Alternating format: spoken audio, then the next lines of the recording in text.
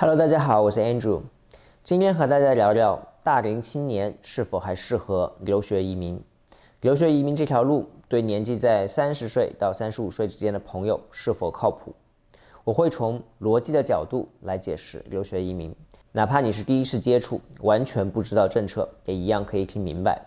然后讨论一下大龄留学生经常会有的问题和顾虑。今天的话题是针对年纪在30加的同学们，但是留学移民的原理适用于所有的留学生，不要走开，记得订阅、点赞。关注我视频和文章的朋友会知道，我一直以来都说留学移民是一件非常靠谱的事情，成功率非常高，95%以上。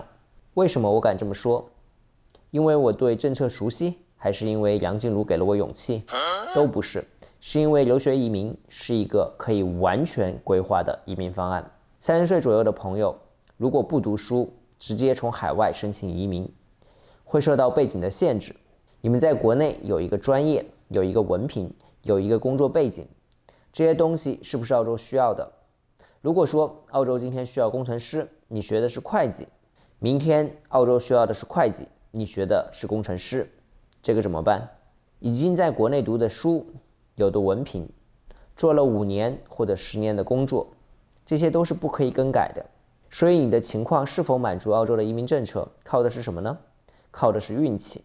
如果正好是澳洲需要的人，背景正好符合政策，那就可以移民，不然就不可以，完全靠运气。但是留学移民是完全不一样的。留学移民是从头开始，按照现行的最新的政策去规划，是有的放矢，不会受到原来的背景的限制。政府需要工程师就读工程师，需要会计就读会计，鼓励去偏远地区就去偏远地区，需要什么就干什么，这样还不行吗？留学移民的成功不是靠运气，靠的是规划，跟着政策走的规划，所以它非常的靠谱。留学移民除了在政策上比较靠谱，可以规划以外，本身还有一个巨大的优势，就是改变移民阶级。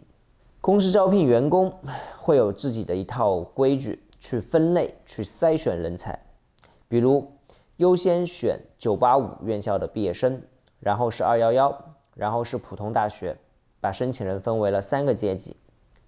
重点学校在招生源的时候也会把学生分为几个阶级，比如分数高于学校平均分的优先，然后是平均分左右的，最后是低于学校平均分的，这类学生可能就不要了，不能来拖后腿，拉低学校整体的分数。公司学校选人的逻辑能理解的话，国家也是同样的道理。澳洲吸纳海外移民也会把移民分为3、6、9等。在技术移民的范畴里面，我大概总结一下，分为3类人群。第一类是已经在澳洲工作的人，他们是最受到青睐、优先级最高的阶级，原因是他们已经在澳洲工作，适应澳洲的社会工作环境，已经在给政府交税，工作收入非常稳定。第2个阶级的人群就是留学生，包括还在读书的或者刚毕业还没有找到工作的毕业生。虽然他们还没有开始纳税，还没有投入到工作生产当中，为澳洲创造价值，但是他们了解澳洲，在澳洲读了30年的书，给学校缴纳了巨额的学费，对澳洲的经济有很大的贡献。最后一类人群就是海外的直接移民，可能从来没有来过澳洲，拿 PR 前没有做任何贡献，甚至有些朋友移民以后来到澳洲待了2年，发现澳洲并不适合，又离开了。这个群体在技术移民的范畴里属于优先级最低的。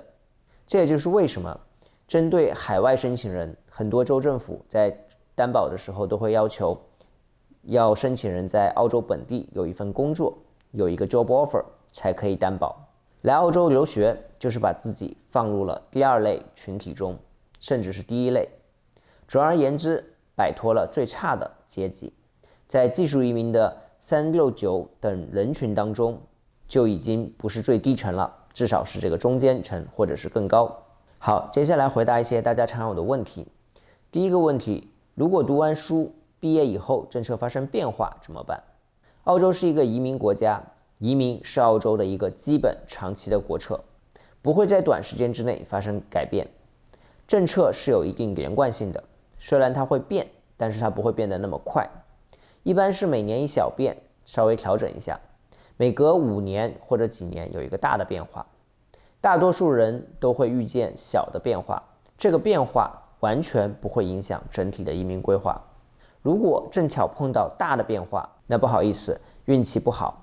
但即使是大的变化，也不是说书就白读了，只是移民的时间可能要花得更长一些，稍微波折一下。另外，回到刚刚说的369等人里面，如果有变化，第一个被砍掉的就是3等人，就是海外的直接移民。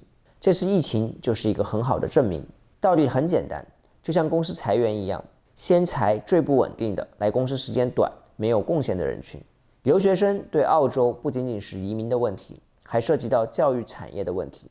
留学生对澳洲有很大的贡献，政府不会轻易的去改变对留学生的政策，所以不需要担心读了3年4年书以后政策变化的问题。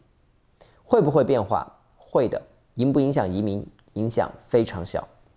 下一个问题，我朋友在澳洲读书，毕业以后移不了民都回国了。网上有很多的大 V 都说，现在去澳洲留学也不能移民，非常的难。这个问题每天都有人问我，我已经回答到不想回答了。那些大 V 也好，或者在网上看见的帖子也好，他们是傻后面那个字我就不说了。他们不懂移民，不懂政策，只要规划好，留学移民的成功率是非常非常高的。100%我不敢说，90%我总敢说，前提是必须规划好。那什么叫规划好呢？就是跟着政策走。政策鼓励去偏远地区，你偏偏要去悉尼、墨尔本；政策鼓励读个理工科的专业，你偏偏要去读市场、金融。请问你不难移民，谁难？拿不到移民那是活该，要是不难那才见了鬼了。好，第3个问题就是关系到视频的主题，30岁读书，年纪会不会太大了？这个话题我从2个角度来说，主观和客观。客观上，从理论上说，只要毕业的时候年纪不超过39岁，都是有机会移民的。我们现在做留学规划的时候呢，都会去偏远地区或者州担保比较好的地区，比如说南澳。毕业以后65分就可以移民了，只要年纪不超过39岁毕业以后这个年纪25分，学历15分，澳洲学习和偏远地区学习加10分，英语4个7 10分，工作经验0分，裸分轻松有60分，外加上州担保的5分或者15分，签证是妥妥的。没有听懂刚刚打分的朋友不用担心，听不懂说明你还不需要知道，只需要记住，留学移民没有问题，妥妥的。从主观上来说，我们会受到传统文化、传统思想的束缚。在中国环境中，大家会觉得30岁读书已经超过了年纪，不是读书的年纪了。这个只是我们主观上的一个想法，不要让这个东西束缚你。我给大家看一个数据，在澳洲的国际留学生中，如果不分国籍，平均来看，年纪在30岁以上的留学生占了17%，也就是说100个学生里面有17个人，他的年纪是在30岁以上。再来看看中国留学生，30岁以上的占了多少呢？只占了3.26%。其他国家30岁以上的这个学生比例是中国学生的5倍，5倍啊！为什么会是这样呢？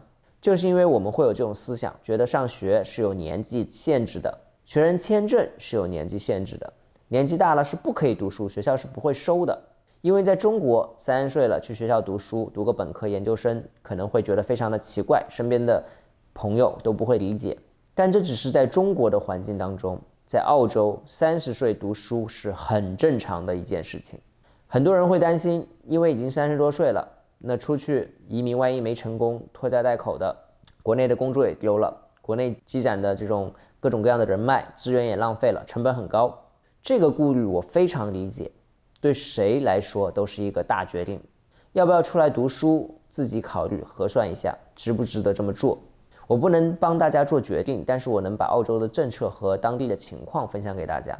再强调一遍，留学移民规划好了，成功率是非常非常非常高的。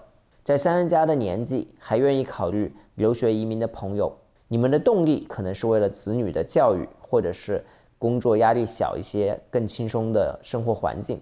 这个东西它是一辈子的东西，就算现在已经35岁了，读完2年书，毕业以后很可能还要再工作个30年或者25年才退休。子女的教育至少也还有个10年，对不对？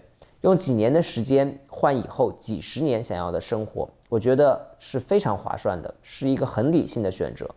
年纪超过35岁的朋友需要仔细慎重地考虑一下，超过35岁留学移民就不推荐了，因为风险会比较高。但是对于30到35岁之间的朋友，如果确实是想要在澳洲长期生活，想要移民的话，不需要担心，年纪不会成为障碍，真正成为障碍的是你的决心。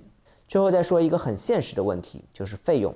留学是要花大笔银子的，留学移民这条路至少要读2年，2年生活费加学费要花大约60到70万人民币。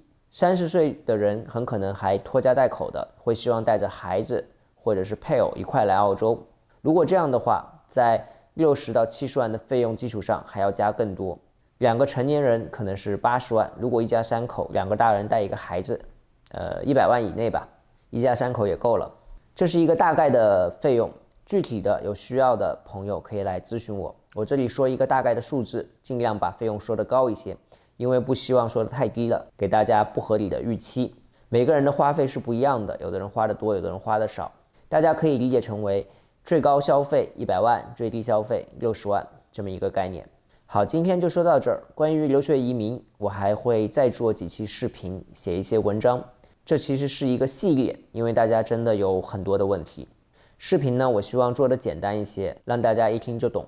关于怎么选学校、学什么专业、政策是什么，大家可以去看我的文章，也可以看我其他的视频。好，感谢你的收看，再见。